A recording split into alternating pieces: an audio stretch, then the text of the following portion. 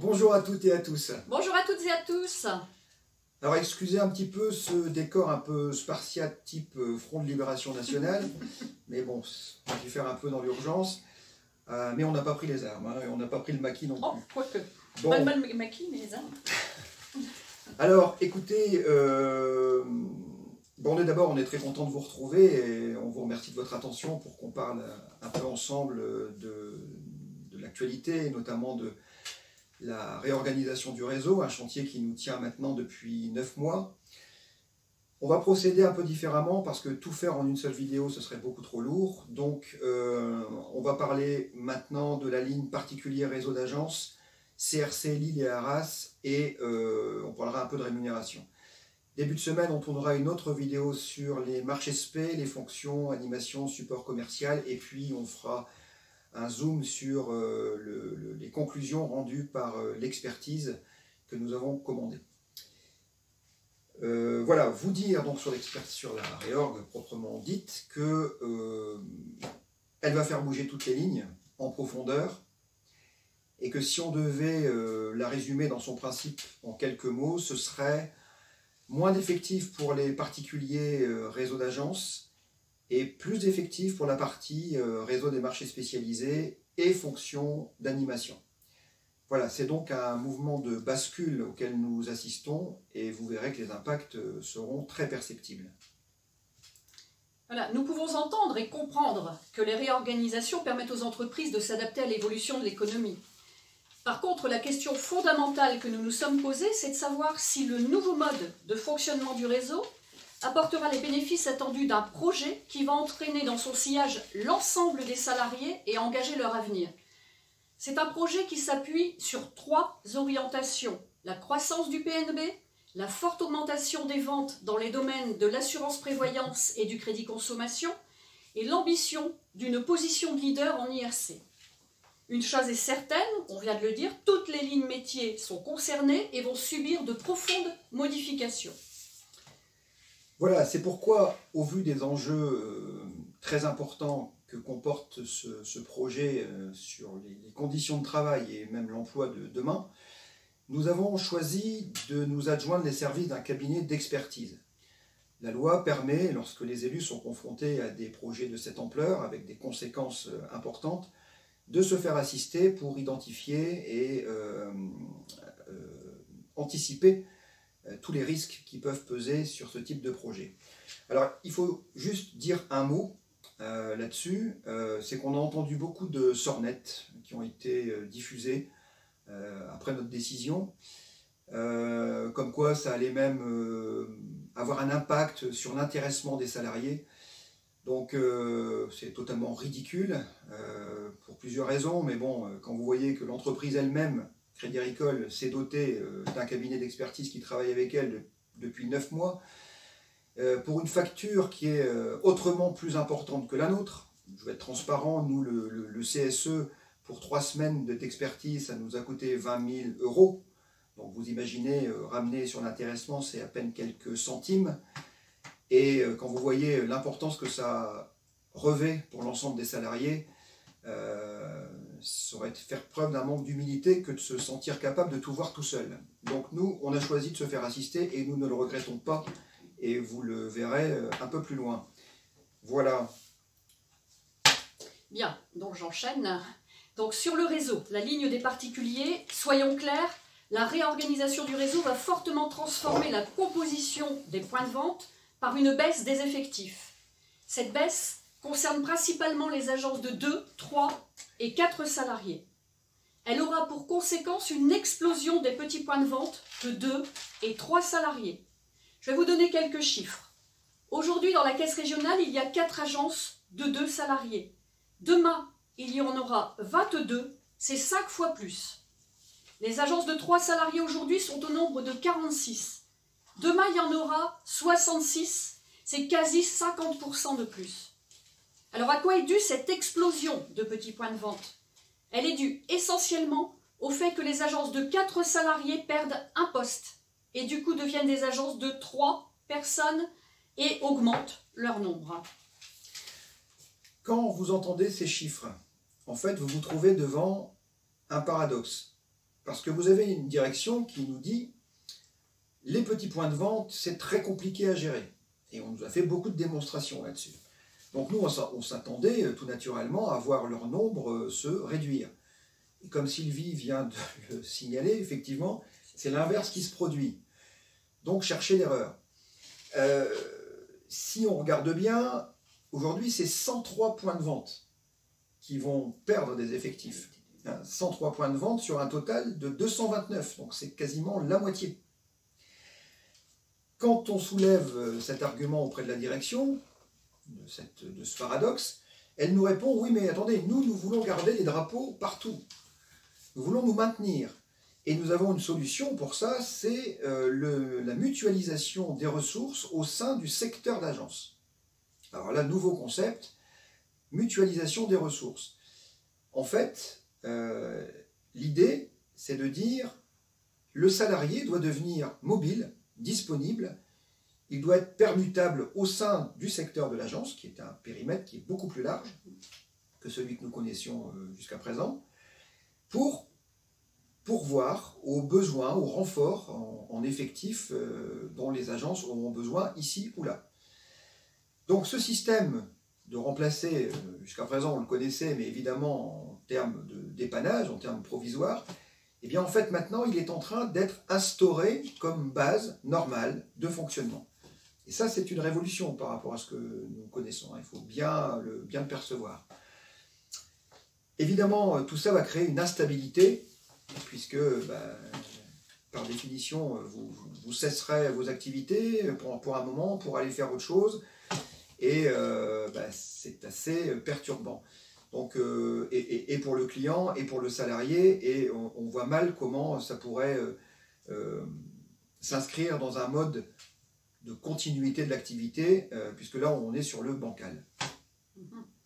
Et on suppose que ce système, on le prévoit même, ce système va s'instaurer de façon permanente. Ah oui. Donc, plutôt que provisoire, enfin aujourd'hui c'était un peu de temps en temps, mais là effectivement ça risque de devenir quelque chose de permanent. Ah bon, c'est prévu. Ouais.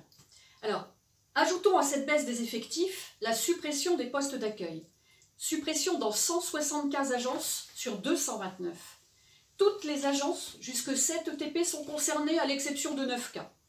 Dans 76% des agences, la charge d'accueil devra donc se répartir sur le reste de l'équipe, ce qui entraînera de fait une augmentation de la charge de travail, l'accueil, le TS, une baisse du temps commercial disponible, avec dans le même temps des objectifs commerciaux qui explosent, on l'a dit tout à l'heure, en assurance prévoyance et en crédit conso, le retour en agence de tous les appels de base qui étaient jusque-là traités par le CRC, la gestion mutualisée des appels téléphoniques sur le périmètre du secteur, et un pilotage et un accompagnement individuel qui sera étouffant.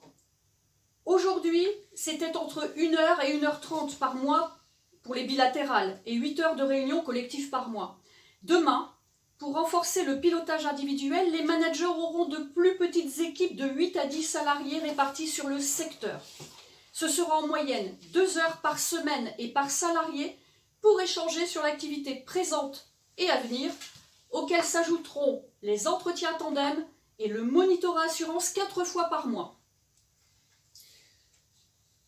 Donc en résumé, si vous prenez la situation des agences, demain, ce sera plus de charges, plus d'objectifs et moins d'effectifs.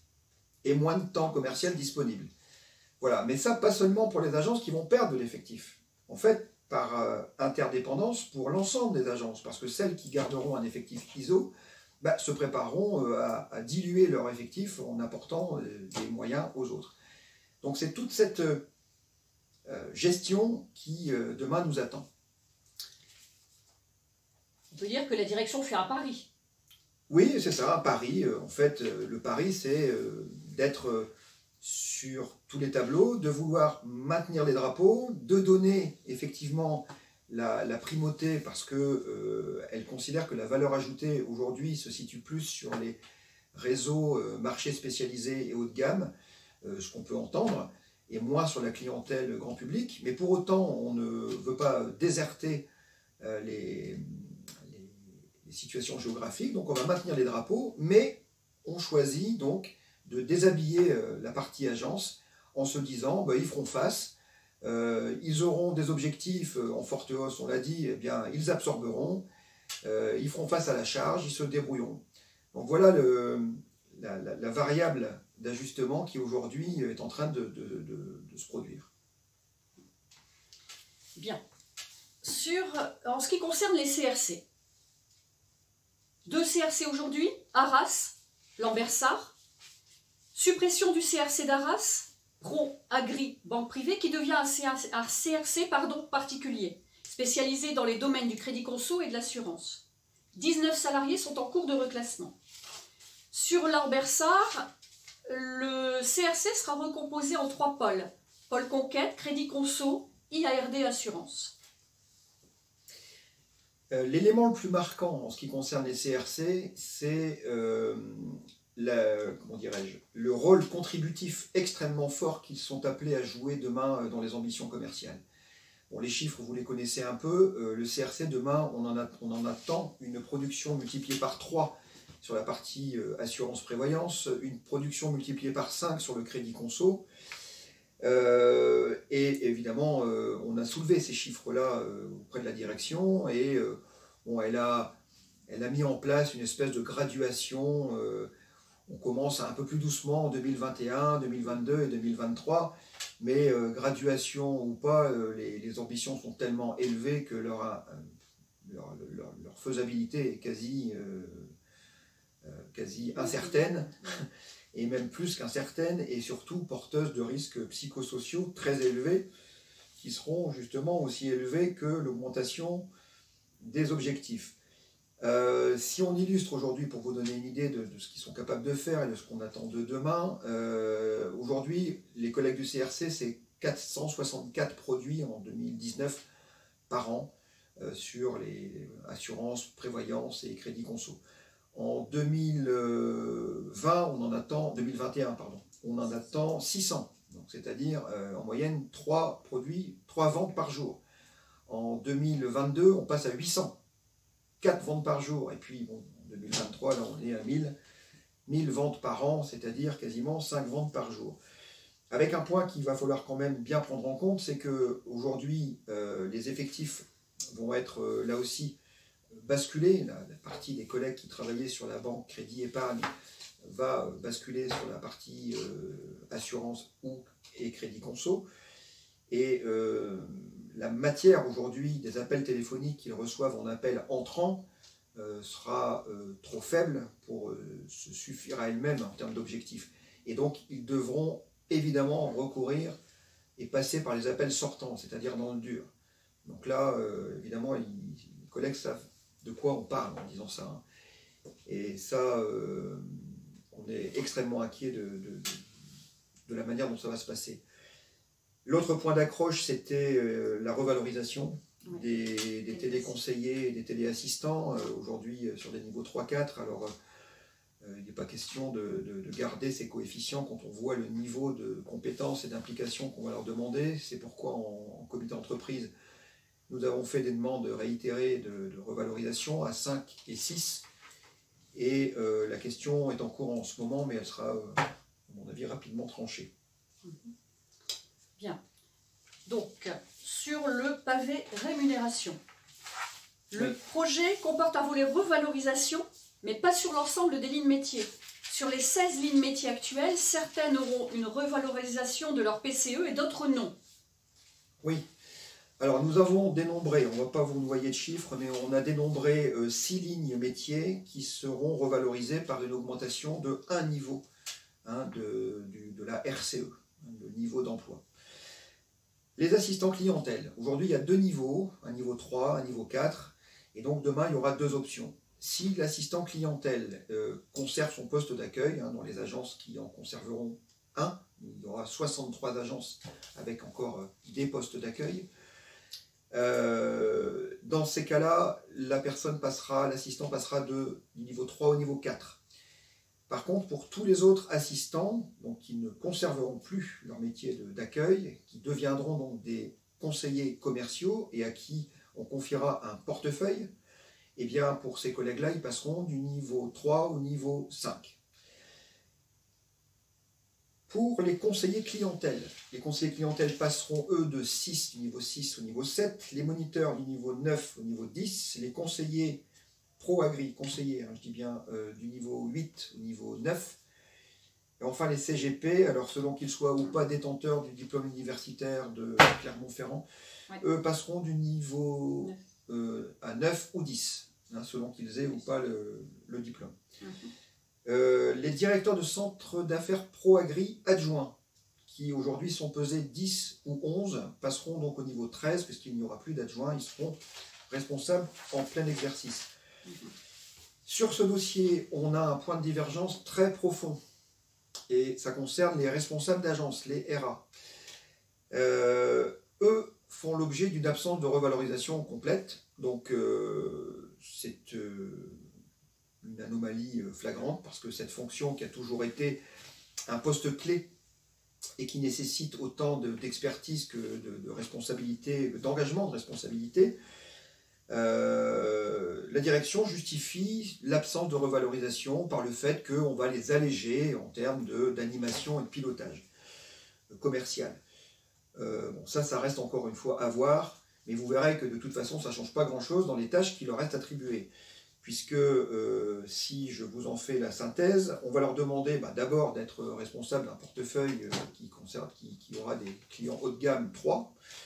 On leur demande d'être les acteurs locaux du rayonnement du crédit agricole, d'être les acteurs de la cohésion de l'équipe, d'être des référents en assistance de premier niveau pour les autres conseillers du point de vente, d'être capable de répondre aux questions métier des autres conseillers d'agence, en l'absence du DS ou de son adjoint.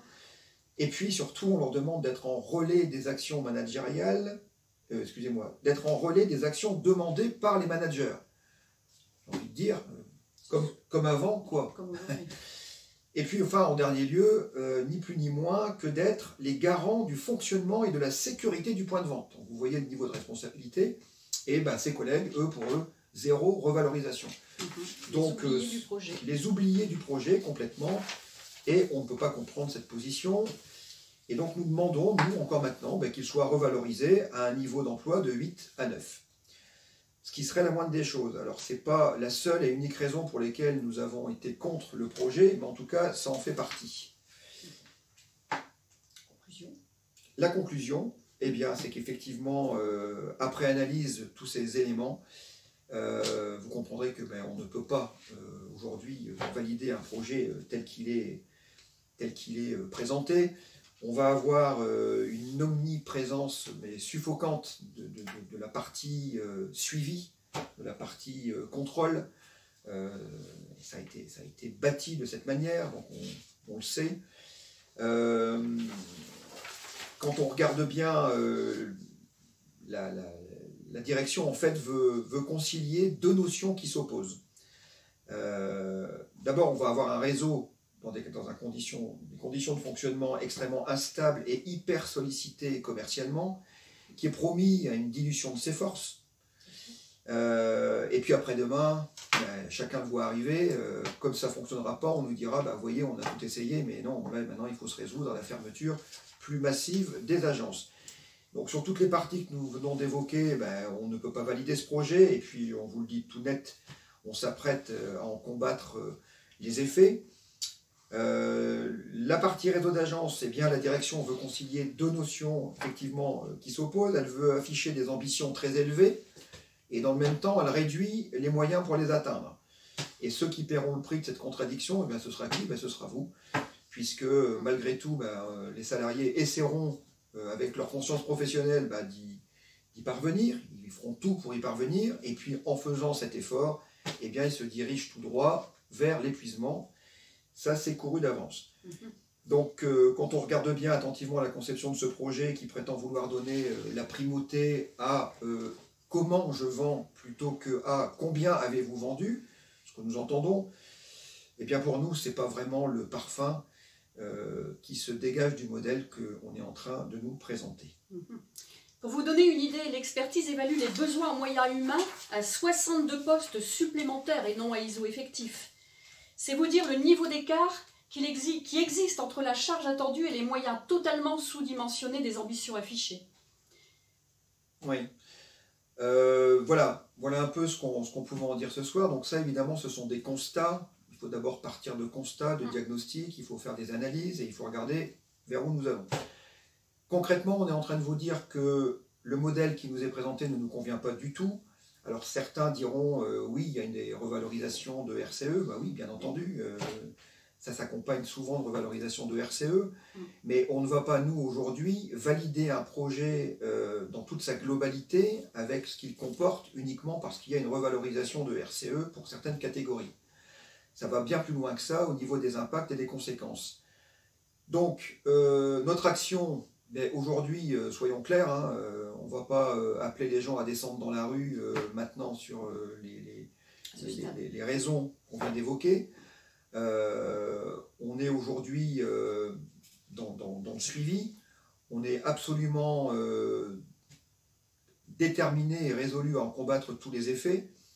Et puis, bien écoutez, on va voir comment ça va se passer, mais pour l'instant, il faut qu'on continue à dénoncer tout ce qui sera, de notre point de vue, favorisant pour les risques pesant sur les conditions de travail, les risques psychosociaux, et vous verrez quand on fera les conclusions de l'expert, il ne s'y trompe pas et il aboutit aux mêmes conclusions que nous. Voilà, on voulait vous remercier encore de votre attention. C'était un peu long, on est désolé, on essaye de faire au plus vite. C'est un sujet très important. C'est impossible voilà. de faire plus court, c'est pas possible. Merci beaucoup d'avoir tenu jusque-là, et puis on vous dit à très vite. À très vite pour les métiers spécialisés et les fonctions support. À bientôt. Merci.